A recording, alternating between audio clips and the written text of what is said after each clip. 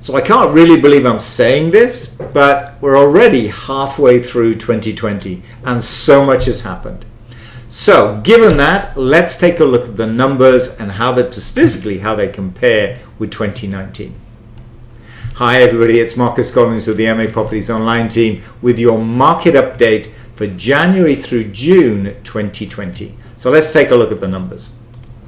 So first one we clearly want to look at is the number of listings. We've been focused on this really since March when we went into this crisis, and because it will give us a great measure of how we are tracking in terms of coming out of this. So it's really the one metric we look at to see what the impact on this pandemic is really going to be on the housing market.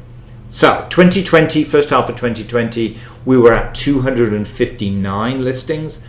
Same period last year, 279. So only a 7% decrease in the number of listings, which is good news. We're approaching parity in terms of the number of listings. In terms of the number of solds, 122 this year versus 129 last year, only a 5% reduction. So we can see the number of listings and the number of solds at about parity with what we had last year. Days on the market though, 65 days this year versus 47 last year. Now, some of that can be attributed to a slight weakening in the market earlier in March, early April. I still think that's quite a large reduction though. It'll be interesting to see how that changes perhaps in Q3 to see if that number can kind of bring itself down to around about that 47 or 50 number that we saw in 2019. Sell price to list price ratio, that's a key metric in terms of buyer confidence.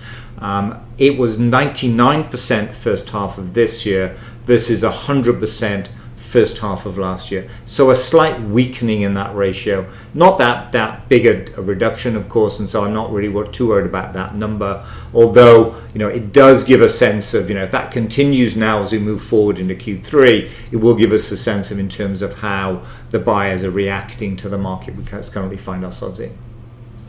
The average sell price, 1.33 million in 2019, 1.4 million in 2020. So that's an increase.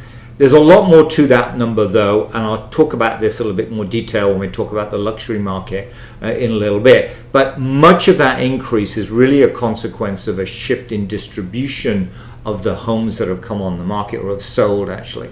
That's really the consequence of that. So, but more on that in a few slides time. Let's look at the number of listings in a little bit more detail. Here we have the month by month. Blue is 2019, orange is 2020. As you can see, January, February, first half of March, parity with what we saw in 19. Hit the pandemic, at least it hit the housing market in the second half of March. March was much weaker, April was much weaker. May slightly weaker, certainly early May was weaker. Second half of May it certainly picked up. So we were almost at parity in May, and then as you can see in June, the number of listings higher in 2020 than we saw in 2019.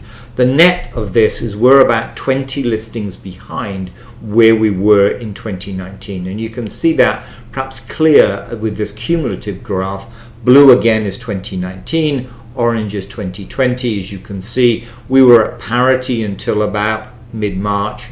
Then we can see that kind of dip in the number of listings. Then it started to rise as we came into that second half of May and into June. So now, as I say, we're about 20 homes behind where we would expect with at this time of year. Interesting if you see that flattening of the curve both in 19 and 20 this week. That's a consequence of the July the 4th weekend. So that's nothing to worry about. What I think will happen now as we come into June, and really talking about the projections here, as we come into July, we will begin to see that gap being closed. So slightly more in July, and then it really becomes back to normal at that point. As you can see, with lesser listings in July, lesser in August as well.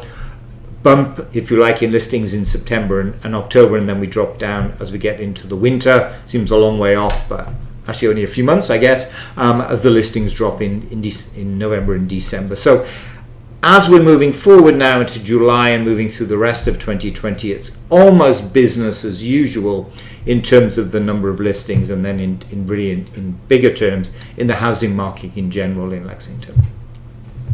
The one slight anomaly in this, and it's worth kind of looking a little bit into the detail, is the luxury market. What I've tracked here is as of the end of June, 30th of June, how many homes were available to buy in each of these price points. So this is available inventory, if you like. As you can see, in 2019, we had a lot of available inventory in that 2 to 2.5 million, much lower in 2020. That increase in the number of sales in that higher price point, in that 2.5 to 2, is really what's pulling that average sale price up.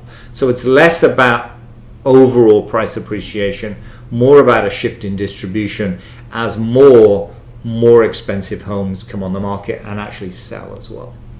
Not as good a picture when you get over 2.5 million, though. As you can see, we had 9 homes in that 2.5 to 3 in 2019. That's risen to 12. More homes again between 3 to 4 million, and then 4 homes over $4 million this year, whereas there were none last year. So does seem to me that we are somewhat top heavy in terms of that luxury market, that over 2 million, actually over 2.5 million. It'll be interesting to see if all of those homes actually sell as we move through the rest of 2020. My guess, probably not. So quick wrap up in terms of the what's going on. The predictions really as we predicted. An increase in the number of listings in May and June, getting us back to almost parity. So we're only about 20 listings behind. Although I'm going to talk a little bit more about what we originally anticipated in 2019 in a moment. And because of that, we're only 20 listings behind, and some of those key numbers are tracking backwards. Days on the market, sell price to list price ratio. I do think we're heading into a somewhat softer market as the rest of 2020 progresses. Luxury market, we do have excess inventory of those very high price points over 2.5 million. So it'll be interesting to see if all of those homes sell. We've already seen a couple of homes actually rent as opposed to sell at those higher price points. So it seems unlikely that all of those homes at those higher price points will actually sell. Now, all along I've been comparing 2020 with 2019. But what we predicted at the early part of this year, before the pandemic kicked in, was that we were going to see more listings, not necessarily more sales, but certainly more listings in 2020 that we saw in 2019. That's exactly what we saw comparing 19 to 18. More listings coming on the market in 2019, but about the same number of sales, and therefore a somewhat softening market. We've got about parity in terms of the number of listings 19 to 20, but I still do think that kind of softening of the market is actually is playing out and will continue to play out through the rest of 2020, getting back to really what we predicted earlier in this year in the kind of January timeframe when we originally wrote the market review. So that's kind of where we are, and comparing us to what we stated back in January. So that's a quick synopsis of the market. We are doing our seminars as normal. We now do virtual seminars as opposed to in-person seminars. We have them coming up in the near future. July 7th, we're doing Lexington with a focus on Lexington. July 8th, a focus on the Arlington market. We're going to cover a range of different topics, including what's more detail on what's going on with the market, some predictions for 2020 and 2021, or the rest of 2020 and 2021, and really what buying and selling looks like in 2020, with a focus really on what does virtual buying and virtual selling look like. So that's the seminar. We stream it from 6:30 to 8:30, July 7 in Lexington, July 8th on Arlington, on the usual platforms, Facebook, YouTube, and Twitch. So please feel free to join us. Just kind of dip in if there's a bit. We cover the stats at the beginning, and then we talk about the buying and selling process a little bit, like I've shown in the topics there. So feel free to dip in, look at our recording as well. Lots of useful information there. And if you have any interest in either of those terms, buying or selling, please feel free to join us for that virtual seminar. So with that, I'd like to say thank you for listening to us for this Lexington market review for the first half of 2020. And with that, I'll see you next month as we begin to take a look at what's happened in the market in July. Bye.